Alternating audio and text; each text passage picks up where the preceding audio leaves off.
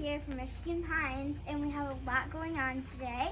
And we just took out the baby little chicken coop, and we right now we're cleaning out all this hay, and we're gonna put in new hay because it's a little bit old. And we're also gonna cut down a Christmas tree for the first time, and I can't wait to do it. And we're all very excited. We are excited. So we got kind of a lot going on today. We're winterizing a chicken coop, just making sure it's all stocked up with hay and that they're going to be warm for the winter.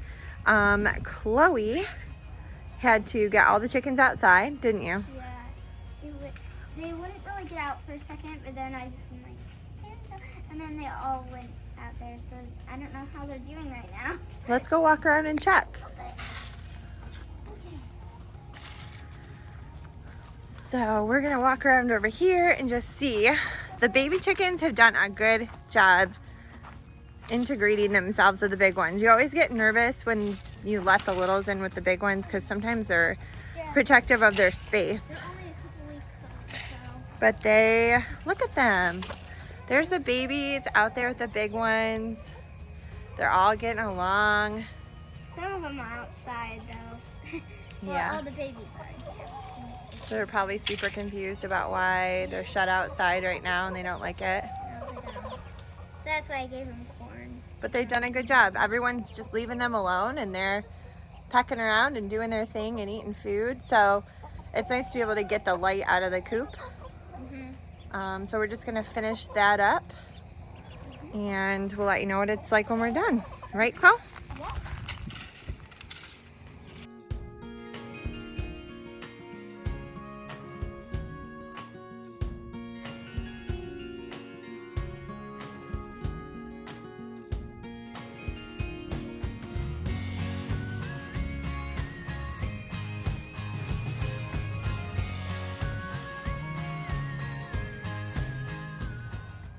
Can you pick him up?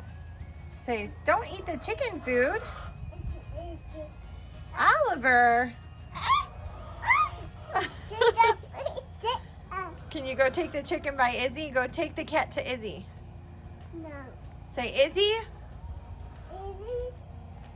come get your cat.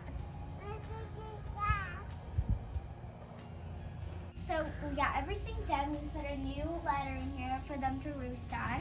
And everything's pretty much done, and we took this out and we gave them new hay, so we're all ready. And it's time to Yay. Okay, time to open the door and let the girls back in.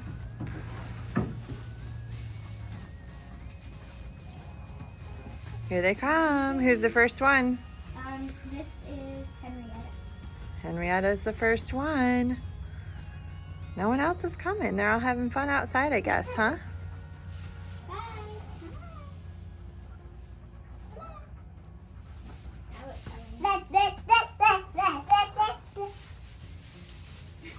She's the only one in here. I know. I love watching them when they come back in. Look at her. She's kicking everything around. The babies are getting ready.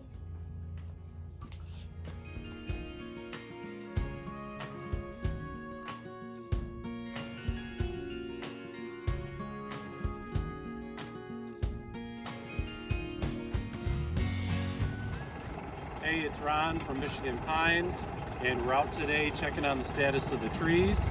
And we are out front looking at the Douglas fir, and we see a lot of deer tracks, but they're not big enough for the deer to affect them. But something we want to keep our eyes on, and I'm going to hop on the tractor here, trying to keep that running and warm, and getting things ready for winter.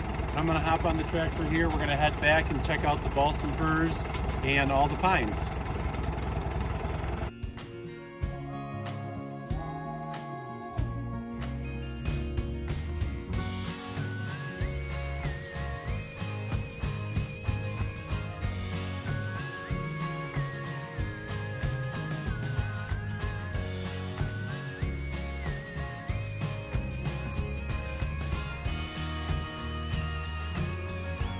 So this is just kind of like an update for people who have never seen any of our videos before, or for those of you who've been tuning in.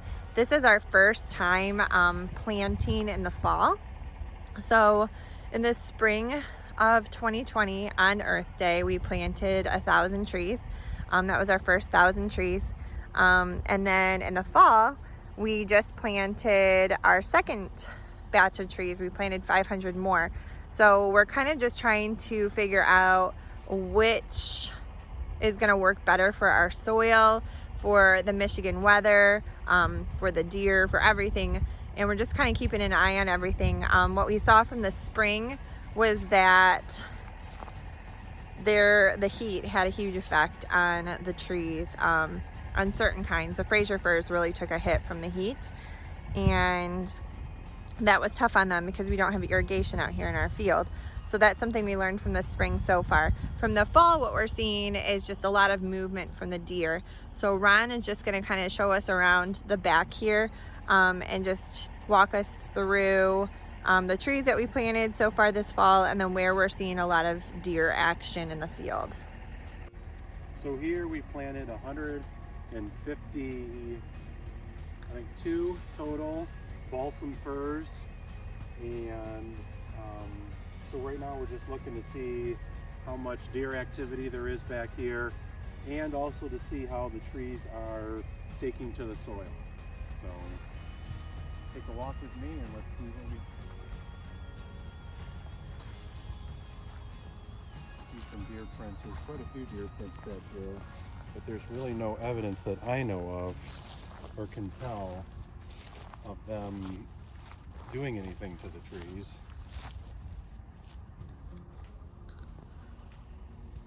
But there is a lot of deer activity, which is weird because if you look up to our pines, those trees are bigger, and I would think that the deer would try and eat those, but there's no evidence of any of that at all. So if you know of anything, feel free to comment any suggestions or any knowledge that you have. So how do you keep the deer out of your trees? I don't think that there's probably a real good thing. We have done quite a bit of research before we even planted the trees, other than putting up a fence or something, but I don't think that that's really going to do anything. But again, it doesn't really look like they've tried to eat anything so far, right? No, I don't see any evidence of that. A lot of tracks, but that's it. The trees look really good. The trees look really good, yeah. They're way bigger than the trees we planted in the spring. And tilling up these rows, I think, helped a ton. Yeah, but they were gallon trees that we got. The old ones were just above a plug. They were the bare roots. Yeah. Yeah. So yep, that's what's going on out here right now. So the fall planting we're happy with. I think our knowledge has helped a lot with the second planting. Yeah, for sure. Just tilling up the rows was super helpful as far as like getting them into the ground, but then also helping the root systems just take root. Yeah. We watered in the trees. And the ground is so hard back here. It's actually cracking in a lot of spots. It's so hard. So tilling made a huge difference. Yep, it Huge difference, and something we will obviously continue to do. I'm real happy with how it turned out. And I mean, the firs are known as just a more popular Christmas tree. So we want to grow as many firs as we can. So here we have the Balsam Firs or the Concolor Firs. In the front we have the Douglas Firs and the Fraser Firs. But the pines just grow so well. It's like crazy how big the pines are, how well they're doing, how few we've lost. So we are going to be growing a Scotch pine for a Christmas tree, and those do pretty well. And those look great as far as Christmas trees go. And then we have a white pine. I don't know if so many people like them as Christmas trees just because the needles are a little bit longer. They're down here.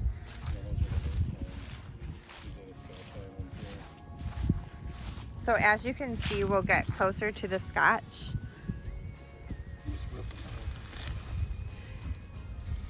So we did not weed whip around the pines back here because we had a problem with just weed whipping too close around some of the trees in the front.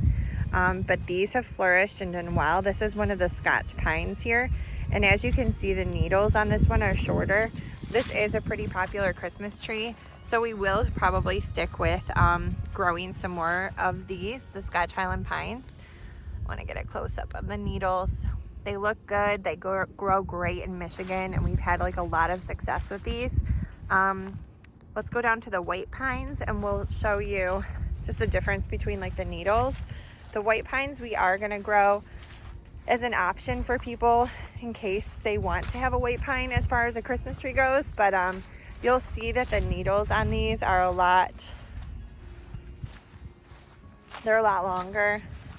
It's just like a soft, fluffy tree. You'll see these in a lot of wreaths and garland and Christmas decorations. Not so much as a popular tree. It's harder to hang the ornaments on here just because of how long the needles are. But it's a soft tree, and these again grow really well in our soil. We have a 6 soil and we're in Michigan, and these have been growing great too. So we'll probably plant a couple more, right? I think out of 100 we lost 2. Yeah. And the 2 are probably my fault from weed whipping. Which is why we stopped weed whipping, right? Exactly. Well, Yeah. that and our supplier told us to. Yeah, they told us to stop immediately. Yeah. So that's kind of where we're at. Just kind of giving you guys an update and trying to figure out where we are as far as the deer, any damage that's done with that. So just wrapping up here, this is our fall update of what's going on the farm, especially with our fall planting, and we wanted to just share it with you, the time that we're spending back here today, and show you what's going on and what's thriving and what's working and what's not working. So thanks for tuning in. Don't forget to subscribe, like, and turn on notifications so you know when we have a new video, and we appreciate you tuning in.